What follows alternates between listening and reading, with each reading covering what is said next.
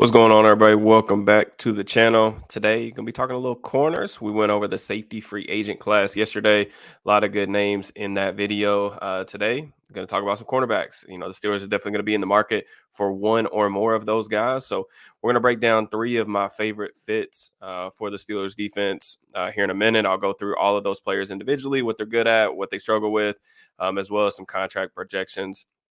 Per the usual, we'll kind of start off the video just talking about the state of the Steelers cornerback situation. They recently let go Patrick Peterson, a guy that, was moving around quite a bit last year in the secondary, but, Father Time's kind of caught up to him a little bit, wasn't really a viable option on the outside any longer. So it made sense to recoup the cap space, letting him go, although you are definitely going to miss his veteran leadership. Levi Wallace, also a free agent. He's kind of indicated that he's going to be looking elsewhere as well. So there are a lot of snaps at the cornerback position that are really up for grabs. I mean, they've got some lottery tickets kind of stashed away in Darius Rush, Corey Trice, but you can't depend on those guys. We just haven't really seen, unfortunately, due to injuries and different things, we haven't really seen those guys play just yet. And of course, the Steelers got outstanding production, a really, really good rookie season from Joey Porter Jr., a guy that I'm really high on. I think he's going to be one of the better man-to-man or press-man corners in the league relatively soon if he isn't already. But, the Steelers are definitely going to have to make an investment in terms of, finding him a viable partner, a little partner in crime on the outside. And I was really impressed with Porter's development. And that kind of I'll talk a little bit about that with one of the guys I'm going to bring up. But, this draft class is fantastic. I've talked a lot on Twitter about just different draft prospects available this year.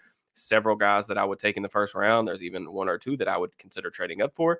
There's also some guys that I like day two into the early portion of day three as well. But, I anticipate the Steelers are going to add a veteran corner in sometime this week, I would imagine, whether that's via trade, free agency, something like that.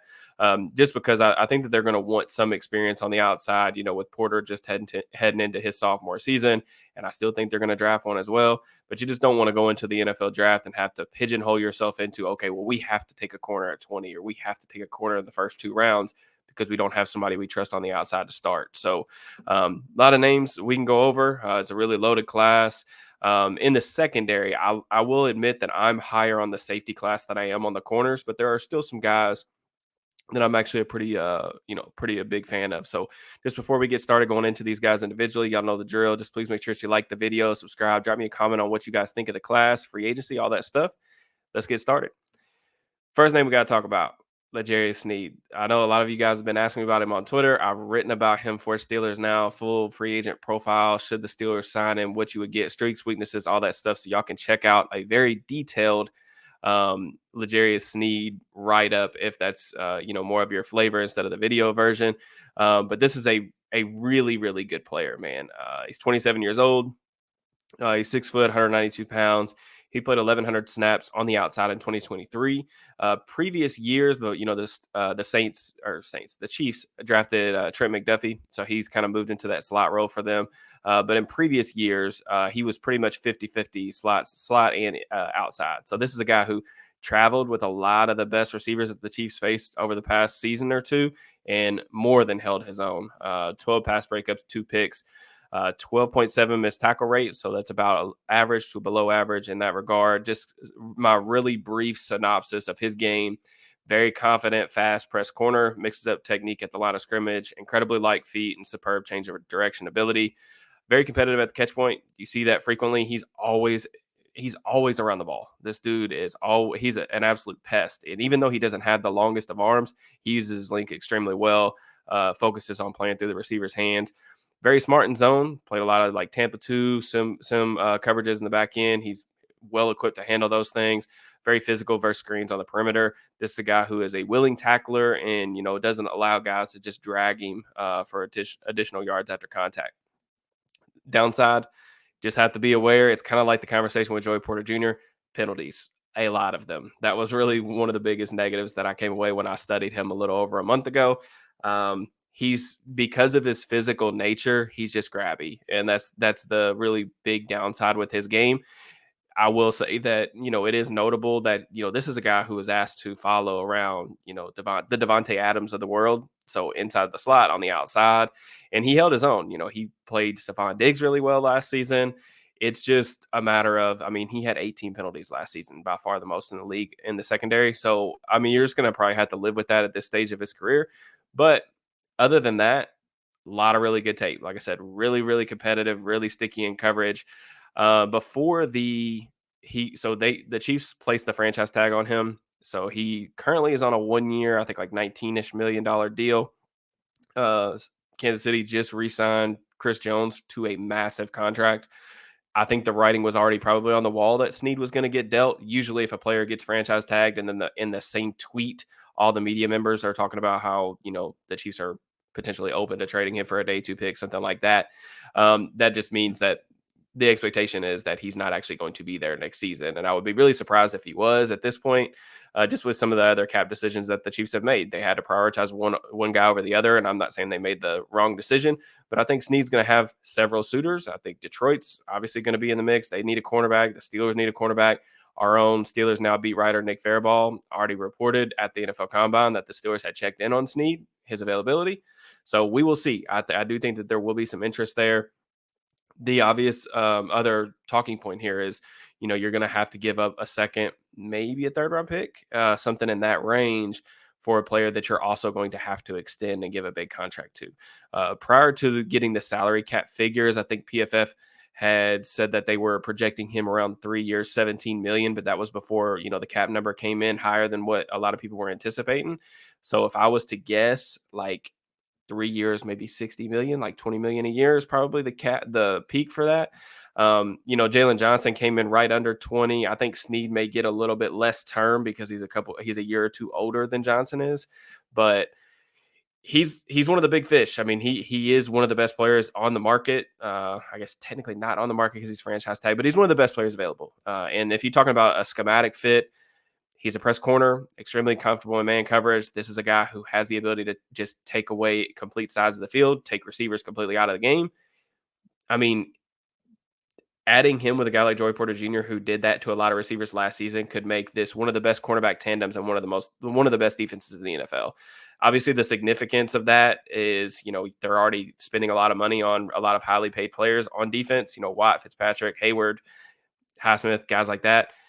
But if you're really going to run it back with, say if the Steelers don't make a big move at quarterback and they're going to be this like really ball control, run the ball a lot, try to win games with their defense, adding a guy like L'Jarius Sneed is, even if I don't necessarily love that approach in general, adding a guy like Sneed is probably their best option at that. So very, very good player. The tape's outstanding. Very good athlete. One of the things that I didn't talk about as much in the safety video, but something I really believe in, the Steelers have to get faster in the secondary. Like that is one of the big things. And two of these three guys, I think, elevate the team speed to a completely different level. And that's something that, I would definitely prioritize. So really good player. I just think, I think the Steelers are going to spend, somewhere in the, they're going to spend a double digit average per year on that type of player, but I just don't know if they're going to be willing to go out and make that huge splash, which is kind of, atypical or not typical for the franchise. But next player we're going to go over, another Commanders defender. We talked about Cam Curl yesterday.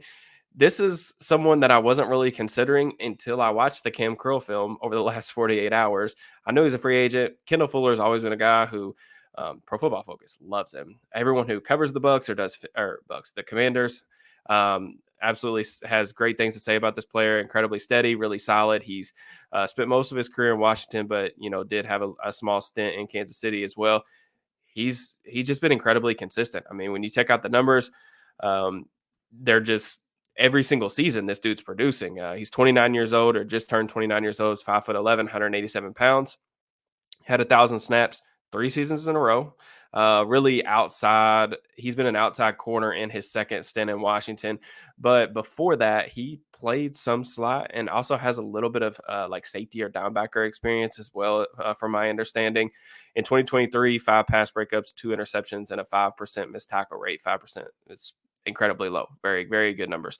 Kind of my synopsis on him: highly instinctive, smart cornerback who thrives at off coverage where he can get his eyes on the quarterback. He leverages route combinations well. Does a really good job staying on top of double moves. Always patient, always balanced, just rarely looks panicked in coverage. he's an outstanding tackler, particularly in space, and a very good run defender. So this is a player who, his game has continued, like he's continued to be steady. He's continued to get better and better. And I think a lot of that speaks to his football IQ and just some of the things kind of above the neck. The kind of negatives aren't really negatives for him. It's just that I don't consider him a outstanding athlete. This isn't he's not the level of L'Jarius Sneed's athleticism or the next guy that I'm going to talk about, but he's just really good. And the tape's been really good. He's a proven commodity. I think if the Steelers are looking for a veteran to come in and you know exactly what you are going to get with him in the secondary, this is a guy who kind of fits the billing for that. You look at some of the contract projections. I think the Pro Football Focus has him down for 3 years, about 13 million per season, so about 3 years for 50 million, or 40 million, excuse me. But I mean, this is a really good player. Like I said, he's been productive his entire career, former third round pick. But he would be somebody that I would be interested if they are going to, James Daniels, like I said, is the highest paid free agent that they've ever brought in from outside the organization. I think around like 8 or 9 million per year. If they're going to dip into that double digit mark, Fuller would be a guy that I would be interested in, even though he is 29 years old and firmly in the prime of his career. I think you can get 2, 3 really good seasons out of him. And I also think that in the Steelers system, depending on who they were able to get on the outside, or if that's maybe the route that they go early in the draft, this would be a player that I would really like to have in the slot because I think he's very, very smart. He plays the run really well. There were several times on film that I noticed, when he had, where he was basically funneling the run back to his help on the inside. Just really good understanding of, his assignments in the run game. So he would be somebody that I would transition probably to the slot, particularly as he gets older. And I think if you're looking for a guy who could potentially transition to safety later in his career, this is a guy who could probably do that as well. So just really solid player, but the cornerback market, even the CB2s out there, they just cost a lot. That's why it's really best. Really, when it comes to receivers and corners, you got to draft and develop. That's why you get into these situations where you're having to spend a good chunk of change on guys that aren't necessarily stars. And that's nothing against Fuller; he's a good player, but you're gonna have to spend. These are premier positions. So, but kind of the third guy I want to go over. Hold your eye rolls because I'm not sure that a lot of people are really familiar with Sean Murphy Bunting, and if you are, you probably aren't a fan. Um, Look, this is a guy that is interesting to me, and I think is probably the most likely of these three players to sign. And I'll kind of get into the reason why I think that. But Murphy Bunting, he's over 6 foot tall, 195 pounds. He has a 68th percentile wingspan, ran a 4.42 coming out of the draft back in 2019. He's from Central Michigan. 41.5-inch vertical. Last season was his first in Tennessee. He played outside pretty much exclusively at over 800 snaps. But previously, before that, he pretty much split 50-50 outside and in the slot. So kind of like Fuller and Sneed, you get that outside-inside versatility. That's something that I value, especially, we saw how much injuries affected the Steelers defense last season. The ability to kind of move all these pieces around and have some more flexibility on the back end while also getting faster, I think is a really big asset and something that I would personally like to see them prioritize. Just kind of the skinny on SMB. Best reps seem to come in press coverage, really fluid hips to flip and run with the ability to stay in phase vertically, can run with receivers down the sideline. Uses his length really well to pin receivers to the boundary, and it gives him keys on how to throttle down versus comebacks or routes breaking back to the quarterback. One of the probably career accomplishments for Bunting is that he had 3 straight games with an interception in the playoffs in 2020 when the Bucks won the championship Super Bowl. So, I mean, he's made some incredibly big plays and some really big moments. I think, we are all pretty much aware of the Steelers' struggles in the postseason, not just like stopping offenses from scoring a bunch of points, but they haven't forced very many, if any, turnovers in their past, 5-6 playoff losses. So maybe that's, turnover luck can be just that luck. But this is a guy who's, he's proven that he can do it, step up in pretty big moments. He was a Steelers pre-draft visitor back in 2019, visit the facility. So the guy that there was a previous relationship with, they're familiar with him, at least showed some interest out of him coming out of college. Kind of the negatives with him, wildly inconsistent tape and just career in general. This is a guy who's been very up and down. He really never put everything together. I think he was a top 40 pick in the NFL draft. This is a guy that was in Tampa that just, like I said, never put it together, was never able to be consistent in terms of production, performance on the field. The Bucks had other guys, Carlton Davis, Jamel Dean, that kind of came in and lapped him a little bit, just came along stronger, developed better players. and he was kind of on the outside looking in to that fold. And some of the struggles with him, some of the big complaints that I remember back in Tampa, just not locating the football consistently in the air, which is wild because if you go back and look at some pre-draft scouting reports on him, that was one of the things that they thought he did well. So, but this is a guy you're absolutely betting on the traits, like full stop. I'm not here to sell you on like that this dude has, incredible tape or anything like that. He doesn't.